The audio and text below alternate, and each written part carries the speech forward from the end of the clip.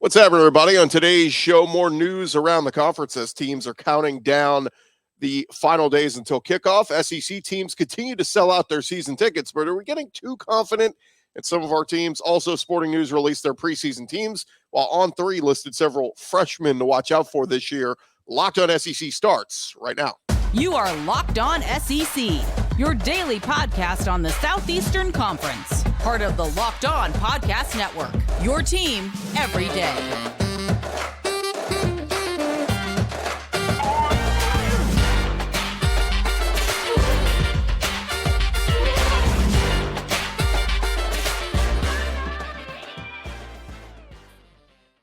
And what's happening, everybody? Welcome into Locked On SEC. It's great to have you guys along. Today's episode is brought to you by Bird Dogs. Head to birddogs.com/LockedOnCollege or enter promo code LockedOnCollege for a free white tech hat with any purchase. You won't want to take your bird dogs off, we promise you. I'm Chris Gordy. Thanks for making Locked On SEC your first listen every day. We're free and available wherever you get your podcasts and on YouTube.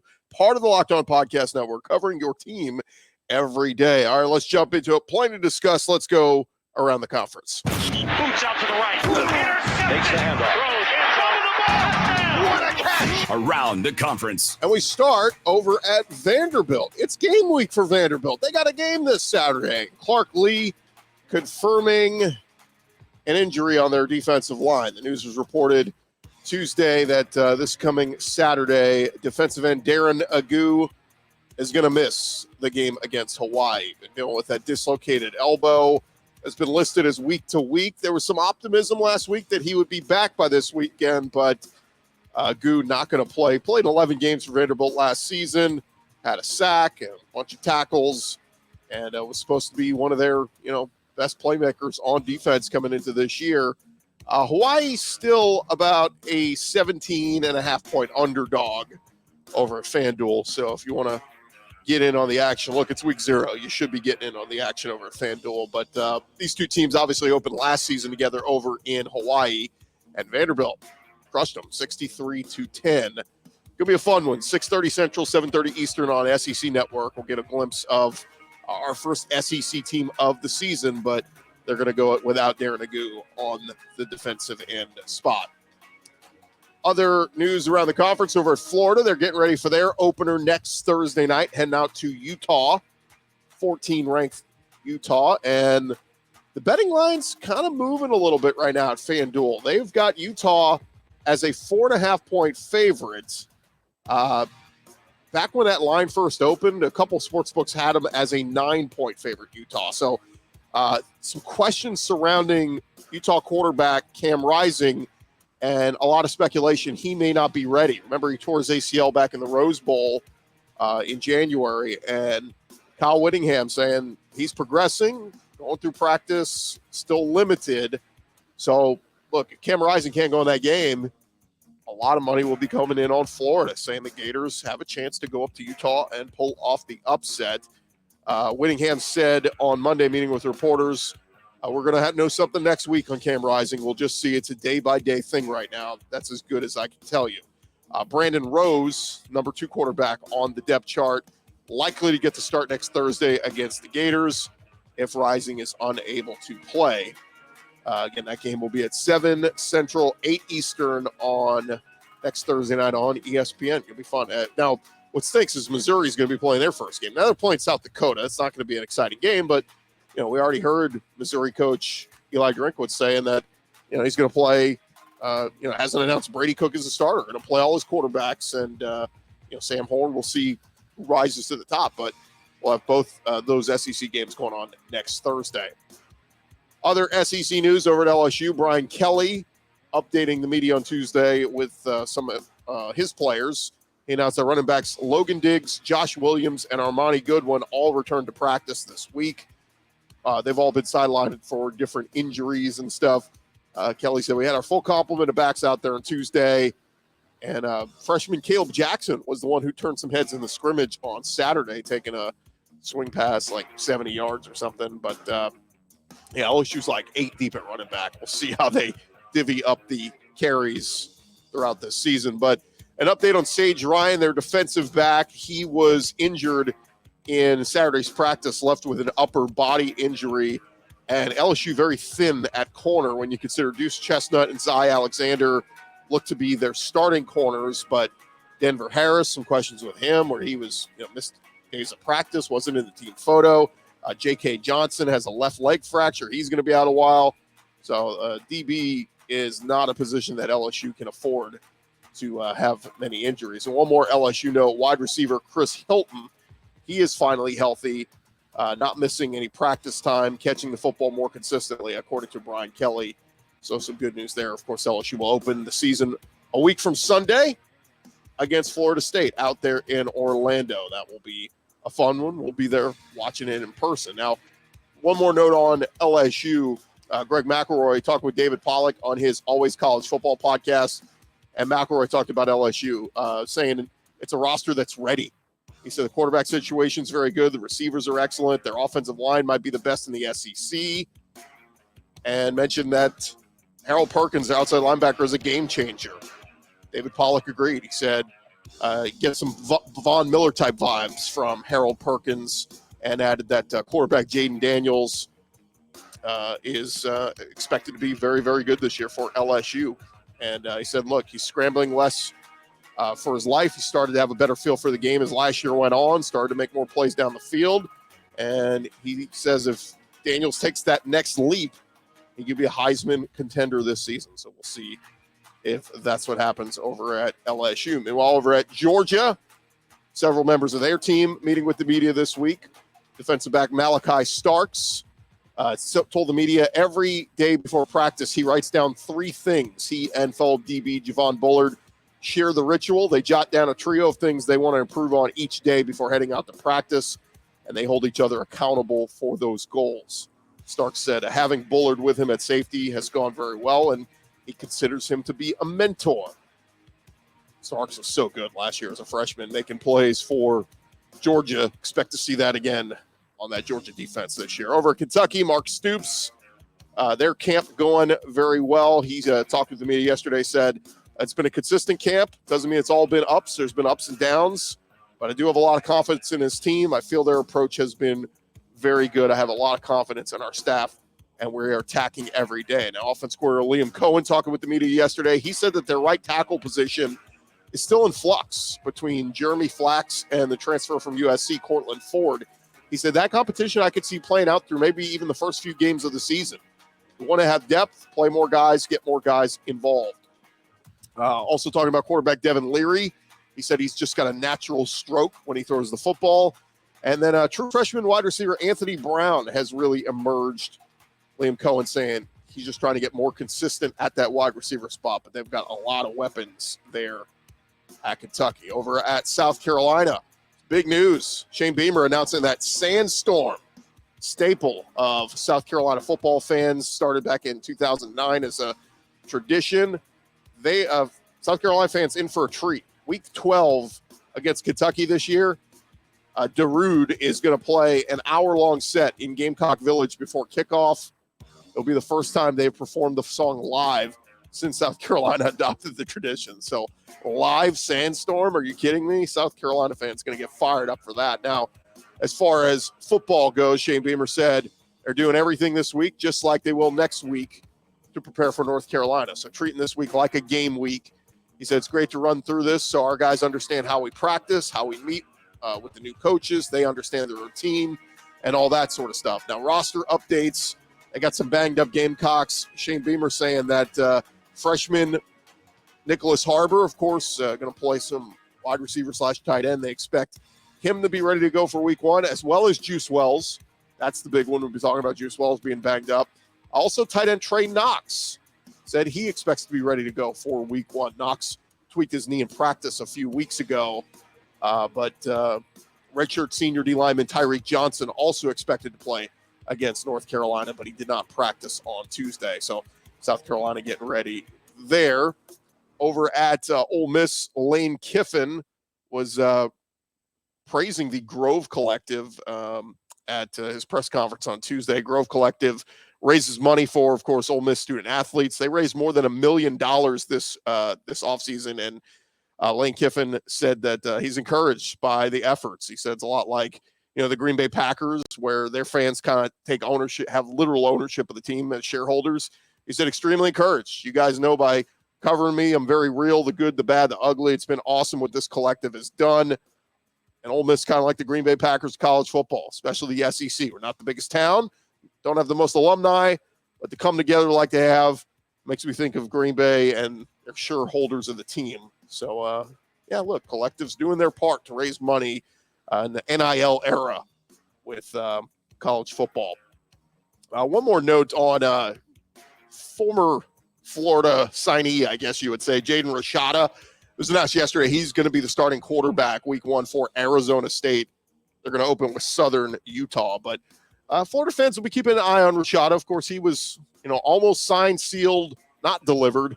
So that NIL deal broke apart. You'll know all about that from how that thing played out. But going to be interesting to see how Jaden Rashada plays. And look, Graham Mertz, obviously way more seasoned and all that. So Rashada could go through his growing pains, but highly touted recruit. And if he plays well, there might be some Florida fans kind of looking back at it and saying what could have been. But DJ Lagway's on the way. He'll be there next year's recruiting class. So the future looks bright there in Gainesville. All right, when we return here on Locked On SEC, I got a little rant. We'll talk about expectations for SEC fans this year.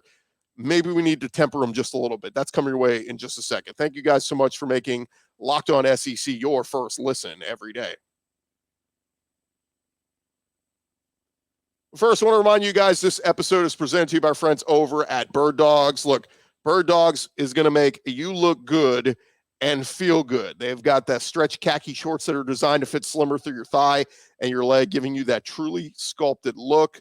Look, it's still hot out, so you got to get your hand on some Bird Dog shorts.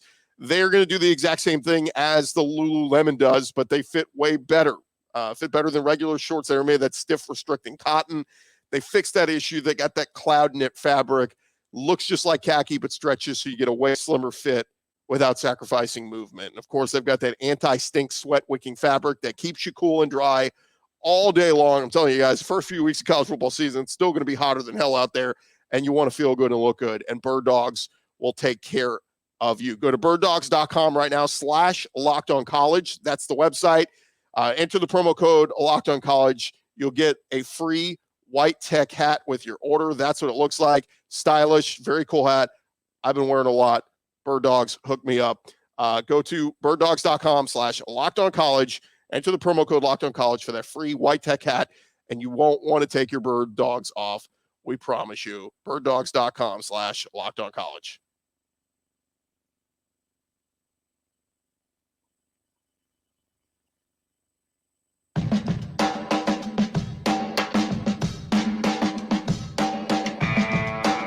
Going along here, Locked On SEC. Thank you guys for making us your first listen every day. A reminder, the two-part ultimate college football preview is live on Locked On SEC. Of course, I hosted the Locked On SEC preview, previewing with a bunch of our SEC hosts all across the conference. It's available on YouTube or wherever you get your podcast, part of the Locked On Podcast Network, your team every day. All right, I do want to jump a little bit into this because I've been seeing these notes these past few weeks about sellouts in the SEC. Oh, man, we sold out our entire season ticket allotment. The latest school to do it, Mississippi State. They announced yesterday they have sold out for this fall their allotment of more than 40,000 season tickets for home football games, including the most new season tickets sold since 2015, back when Dak Prescott was there. So it's a new era. Mike Leach, of course, rest in peace. He is gone. And Zach Arnett, the new era starts there in Starkville. And so reason for a lot of fans to be optimistic, excited. They bring back a ton of talent. Will Rogers is back and all that. And the home games aren't too bad. I mean, you get Alabama. That's the big one. Kentucky, Southern Miss, the Egg Bowl. So it's a pretty good home slate for Mississippi State. But and I'll get to my point here in a second, but let me give you just a few more tidbits of things we've heard in recent weeks across the SEC. Georgia tickets sold out for all 7 home games, according to their Georgia Bulldog Club executive director. He said, quote, "We exhausted all single game inventory for each home game this year, including those tickets that were returned for visiting schools, and therefore we are sold out for the season. Over at Auburn, they announced their tickets are sold out for the season. 63,500 tickets purchased. They announced that in July. Kentucky, a few days ago, they announced their tickets are sold out. More than 40,200 season tickets were sold, as well as 6,500 student tickets. Tennessee, they exhausted their football season ticket inventory. 70,500 tickets purchased. That eclipses their planned goal of 61,000 that they wanted. It marks the second time in the past 22 years that Tennessee has sold out of its football season ticket inventory. 4 of Alabama's 7 home games have already sold out of tickets. Less than, just a couple weeks to go till the season. Ole Miss put out some of their single game tickets within 48 hours. They sold out of tickets for the LSU game. Single game tickets not available for that game. Gators head coach Billy Napier announced last month the Florida student season tickets have been sold out for this coming season. The point I'm getting here, guys, is I talked about this at SEC Media Days. There is way too much optimism across the SEC right now. Like, way too much. Someone's got to lose. Someone's got to stink. And look, I'm all for you supporting your teams, and obviously there should be reason to. I mean, Georgia selling out, no surprise there. Alabama selling out, no surprise there. Those are teams are expected to be good. Auburn selling out is intriguing. We're all expecting Auburn's going to go through a little bit of a transition year in year one of Hugh Freeze. They're hoping to win some games. There's excitement, but the point I'm getting at is, like, not everybody can be good. Maybe we should temper our expectations a little bit. Are there any fan bases out there a little bit cautious? A little bit, I don't know, man. Could be a tough year for us. I'm still going to go, but, I had a chance to buy season tickets, was kind of going back and forth. Like, there's been none of that. It's been everybody, I'm all in, like, chips all in, mark me down, take my money, want to buy all my season tickets, like, let's go. I wonder, are there some fan bases just kind of setting themselves up for disappointment? Look, it's exciting. I would say this, if you bought season tickets, use them, because when you see games like Ole Miss Mercer or Auburn UMass, those are games that obviously home opener, so you hope that the stands are packed. But when you get into some of those November games, right, when like Alabama would play the Citadel, Nick Saban would get angry, be like, where are the fans? Come show up, and all this kind of stuff. But anyway, that's besides the point. My larger point is it's been hard to find any SEC teams or any SEC fans this offseason that are pessimistic with their team. It feels like everybody is super optimistic.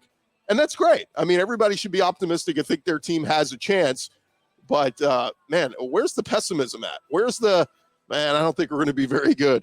Man, we'll be lucky to win 6 games. I've heard none of that this offseason. Even Florida fans I've talked to where, expectations are low in year 2 of Billy Napier, but all the Florida fans I've talked to are super hyped and excited. They can't wait. They think they're going to exceed expectations. It's a fascinating thing across the SEC. And again, don't get me wrong. My point is not to not get excited about your team. It's just overwhelming optimism across every fan base in the SEC, including Vanderbilt. Their fans are even saying, we went 5-7 last year. We're this close to 6-6 and going to a bowl game. So I see it in our comments every day. I had a Mizzou comment on YouTube the other day saying, I think people are underrating us. I think we're going to be much better than people think. So maybe it's just this time of year that everybody's optimistic. Everybody's undefeated. No one's lost a game yet. But again, I just couldn't help but resonate with me that there's so much optimism, very little pessimism. Where's the pessimism? I've even heard some Ohio State fans this offseason say, oh, man, we got to replace C.J. Stroud, and we got Marvin Harrison Jr., but we got to figure this out. Like, there's some pessimism with other fan bases, but it seems across the SEC, overwhelming optimism. And I just say be careful with that, because that's when you find yourselves, if you're Tennessee, suddenly you're back to an 8-win season. If you're South Carolina, you drop to 6-6 and go, what happened? There's something like that could happen, and you may set yourself up for a little bit of a letdown. Now, one quick note on Alabama. The demand for their tickets, according to StubHub, is through the roof. A press release from StubHub confirmed that the Crimson Tide were the most popular team among ticket sales this season. The other SEC teams making the list were Tennessee, Georgia, Auburn, and Texas A&M. So the top 10 most in-demand tickets. A&M was 9th, Auburn was 7th, Georgia 6th, Tennessee 5, And rounding out the top 5, Penn State was 4, Notre Dame 3, Michigan 2, and Alabama number 1. So, look, them hosting Tennessee in week 2, that's one of the hottest tickets in town. It's going to be impossible to get into that game if you don't have tickets already. But, yeah, pretty crazy. Alabama, one of the most in-demand ticket requests heading into this season. Not a big surprise there. All right, thank you guys for making Locked On SEC your first listen every day. Coming up next, we'll touch on Sporting News publishing their preseason All-America teams, and also On 3 with some freshmen to watch for. That's coming your way next.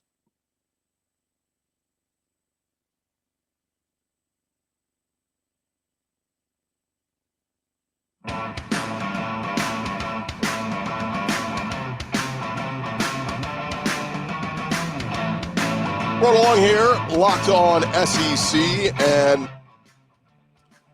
thank you guys for making us your first listen every day. Shout out to our everydayers. Keep coming back and checking us out every day, talking all things SEC. All right, I wanted to dive back into it. Sporting News putting out their preseason All-America teams on Tuesday. The SEC combined to produce 12 selections across both first and second teams, with 5 SEC players earning spots on the first team. Georgia led the way with 4 representatives, while LSU had 3. So here is how it shook out. The first team offense, Quinshon Judkins from Ole Miss and Brock Bowers from Georgia. No surprise with those guys. First team defense, we got 1 from LSU, 1 from Georgia, and 1 from Alabama. It's Kool-Aid McKinstry from Alabama, Jamin Dumas-Johnson at Georgia, and Harold Perkins at LSU. So those are your SEC first team picks. Looking around the rest of the SEC, on the second team offense, we get running back Rocket Sanders at Arkansas, Malik Neighbors, wide receiver at LSU, Cedric Van Pran, Georgia center, and offensive tackle J.C. Latham from Alabama. Second team defense, Makai Wingo from LSU, Javon Bullard, the safety from Georgia. And then second team specialist, they put return man Tulu Griffin over at Mississippi State. So kudos to Tulu, who I think we're going to be talking a lot about this year with his elite running. I mean, like, they're going to get him out in space at Mississippi State. He is going to be a monster. Now, the other thing that caught my eye yesterday, On 3 Sports put out their preseason freshman All-American team. Heading into this season, we got some great freshmen coming into the SEC, obviously.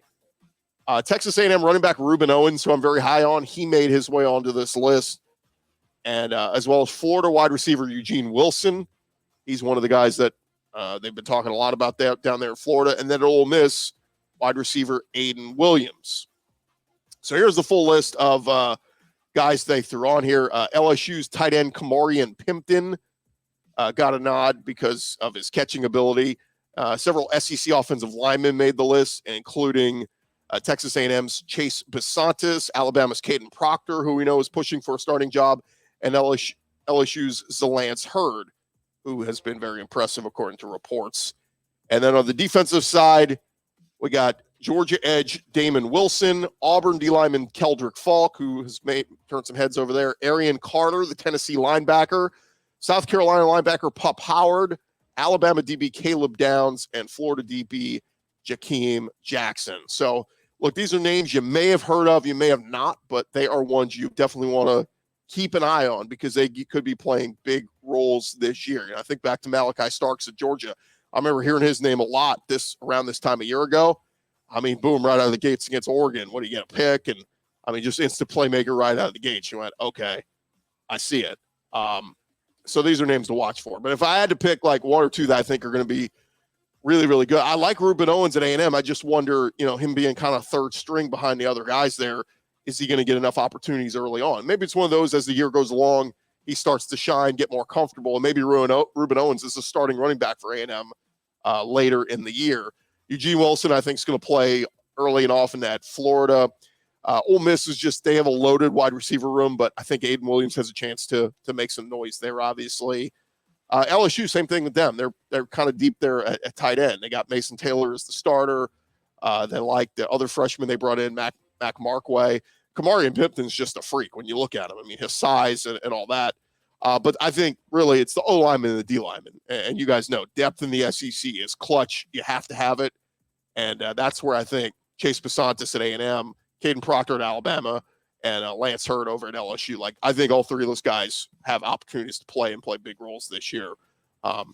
So again, not the sexiest thing out there, but O linemen and D linemen in the SEC. If you're watching the trenches, those are some freshmen that can make an immediate impact. And again, that's on 3 Sports who put out that list. Pretty good. And again, like, for those who don't keep up with it on a daily basis, you know, that you're going to be watching games next week going, who is that? Who's number 2? Who's number 8? And you go back and go, oh, true freshman, kid already a stud making plays. It happens every year in the SEC. All right, that is going to do it for this edition of Locked On SEC. Thank you guys for making us your first listen every day. Shout out to our everydayers. Again, we'll be breaking it all down. Later this week, we're going to talk with our buddy from Vanderbilt to get his preview. Andrew Allegretta, get his preview on Vanderbilt versus Hawaii as we get you set for week 0 of college football. It's going to be a lot of fun. I'm Chris Gordy. This has been Locked On SEC. We'll talk to you guys tomorrow.